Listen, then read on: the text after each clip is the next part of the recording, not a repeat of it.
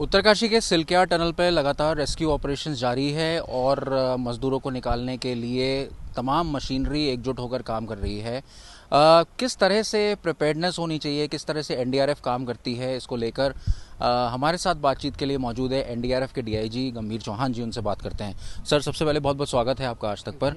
आपसे जानना चाहेंगे कि किस तरह की प्रिपेयर्डनेस होनी चाहिए। ये जो अभी ताज़ा घटनाक्रम हुआ है, ये किस तरह का एक्सपीरियंस देता है और किस तरह से आप इससे टैकल कर रहे हैं?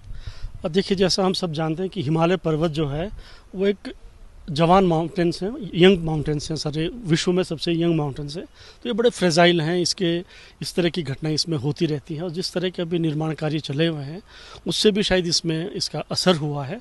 और जहाँ तक तैयारी का सवाल है, हमको चूँकि हिमालयन स्टेट अपने आप में सिस्मिक जोन 5 में भी आता है और बाकी इस तरह की घटनाओं से भी हम जूझते रहते हैं, चाहे कभी फ्लैश फ्लड हो, चाहे केदारनाथ की आपदा हो, चाहे रेणी की आपदा हो। तो तैयारी तो सबकी होनी ही चाहिए। और अच्छी बात यह है कि अब एनडीआरएफ के साथ साथ जो एसडीआरएफ है और जो बाकी एजेंसीज़ हैं वो भी अपनी तैयारी पूरी तरीके से कर रही हैं, अपने लोगों को ट्रेनिंग दे रहे हैं। साथ के साथ जो सिविल पॉपुलेशन है या आपदा मित्र हैं उनको भी तैयार कर रहे हैं ताकि किसी भी तरह की घटना होने पर, क्योंकि सबसे पहले जो लोकल आदमी ज़मीन पर है या जो लोकल मशीनरी ज़मीन पर है वही आएंगी। एनडीआरएफ है या वो तो बाद में पहुंचेगी, कहीं से आना है। तो इसलिए स्थानीय लोगों का, स्थानीय प्रशासन का, एसडीआरएफ एनडीआरएफ का एक साथ तैयार होना बहुत ज़रूरी है। अभी इस समय जैसे मजदूर उस तरफ जो ट्रैप हैं उनको किस तरीके की ट्रेनिंग से गुजरना चाहिए? जैसे एनडीआरएफ ट्रेनिंग देती है तो किस तरीके की ट्रेनिंग होनी चाहिए कि आगे इस तरीके की अगर कोई घटनाक्रम होता है, भगवान ना करे इस तरीके की चीज़ दोबारा से कहीं होती है, तो अपने आप को बचा कर रख सकें। इस तरह से एनडीआरएफ अपने जवानों को भी ट्रेनिंग देती है, हर तरह के टेरेन से लड़ने के लिए ट्रेनिंग देती है। तो ऐसे में अगर मजदूर ट्रेनिंग लेने के लिए आते हैं एनडीआरएफ के पास, तो किस तरह की प्रिपेयर्डनेस होती है? देखिए, अगर हमारे पास कोई ट्रेनिंग के लिए आते हैं, क्योंकि हम स्कूल्स में बच्चों को भी सिखाते हैं, गांव में जाके कम्युनिटी को भी सिखाते हैं, नेहरू केंद्र के लोगों को भी सिखाते हैं और कई और अन्य संस्थान जो हैं देश में उनको भी प्रशिक्षण देते रहते हैं। तो जो हमारे पास आता है उनको हर तरह की आपदा से लड़ने का, चाहे वो आप इस तरह की कह लीजिए या भूकंप की कह लीजिए या फ्लश फ्लड कह लीजिए या आग लगने की घटनाएं हैं या कोई केमिकल है, बायोलॉजिकल है, न्यूक्लियर है, उस तरह की जो घटनाएं अगर होने की संभावना होती है तो उसका हम उनको प्रशिक्षण देते हैं कि हम सबसे पहले हमको क्या करना चाहिए, अपने को बचाना है, फिर लोगों को कैसे बचाना है, किस तरह की मशीनरी होनी चाहिए, हमारे पास क्या क्या नॉलेज होना चाहिए। इस तरह की ट्रेनिंग हम लगातार देते रहते हैं। अभी आपके सामने हमारी जो टीम यहाँ उत्तरकाशी में जो रहती है, तो जैसे जब इनके पास जैसे अभी कोई नहीं हो रहा है तो ये स्कूल्स में जाके, गाँव में जाके लोगों को इसके बारे में जानकारी देते हैं। और मनोविज्ञान की अगर हम बात करें तो ऐसे में माइंडसेट कैसा होना चाहिए, इसको लेकर आप क्या कहते हैं? कितना प्रिपेयर्डनेस की ज़रूरत होती है कि बुरी से बुरी स्थिति में या विषम स्थिति में भी आदमी लड़ सके? जिस तरह से अभी मजदूर ट्रैप्ड हैं, उनकी मनोस्थिति इस समय धीरे धीरे करके पल पल भर में कमज़ोर होती जा रही होगी, तो उसको लेकर क्या कहते हैं? और देखिए, सबसे ज़रूरी तो इंसान को अपने आप को मजबूत रखना सबसे बड़ी बात है।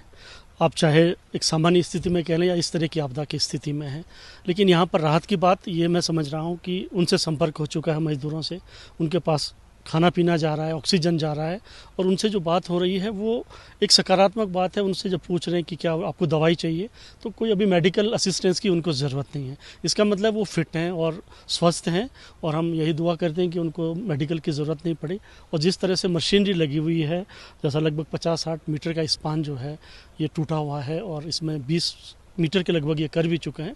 तो चूँकि 24/7 काम चल रहा है तो उम्मीद है कि बहुत जल्दी ही मशीनरी के सहारे और कुछ इक्विपमेंट्स अभी और भी आ रहे हैं, उसके सहारे उन तक पहुंचा जाएगा और उनको सुरक्षित निकाल लिया जाएगा। टनल्स बनाते समय कोई स्पेसिफिक ट्रेनिंग जो आप बताना चाहें कि टनल में काम करें मजदूरों को किस तरह का ध्यान रखना चाहिए? कोई एक दो टिप्स आप देना चाहें? देखिए, ये तो मैं समझता हूँ कि जो टनल्स में मजदूर काम करते हैं या जो ऑफिशियल्स काम करते हैं उनके पास अपनी ट्रेनिंग होनी चाहिए और होती भी होगी। अपने लोगों को वो ट्रेन कर देंगे, अगर जैसे इस परिस्थिति में वो फंस गए तो उनको कैसे निकलना है, क्या करना है, कैसे अपने को सुरक्षित रखना है।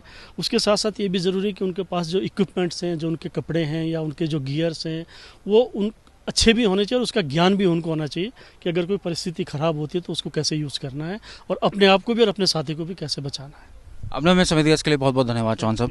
तो गंभीर चौहान जी डीआईजी एनडीआरएफ में है, उन्होंने हमें बताया कि किसी भी व्यक्ति को जो कि विषम स्थिति में काम कर रहा होता है, चाहे वो टनल कंस्ट्रक्शन हो या फिर डैम्स हो या फिर दूसरे कंस्ट्रक्शन जो ज्योग्राफिकल लोकेशंस जो होती हैं, जो विपरीत स्थिति में काम करते हैं, उसमें प्रॉपर ट्रेनिंग की ज़रूरत होती है कि इस तरह के हालात आगे ना हो। इससे पहले अगर प्रॉपर ट्रेनिंग दी जाए और माइंडसेट स्ट्रांग हो तो इन स्थितियों में भी आदमी की जान बचाई जा सकती है। फिलहाल अच्छी बात यह है कि 40 मजदूर जो पिछले 30 घंटे से ज़्यादा अभी फंसे हुए हैं वो ज़िंदा हैं, और जिस तरह से सूचना आ रही है अथॉरिटीज़ की तरफ से उसमें यही बताया जा रहा है कि ऑक्सीजन और रसद जो है वो लगातार सप्लाई हो रही है, और एनडीआरएफ ने भी अभी हमें बताया कि वो फिट है अभी तक जिस तरह से कम्युनिकेशंस हो रहा है। उत्तरकाशी से ओमकार बहुगुणा के साथ अंकित शर्मा, आज तक।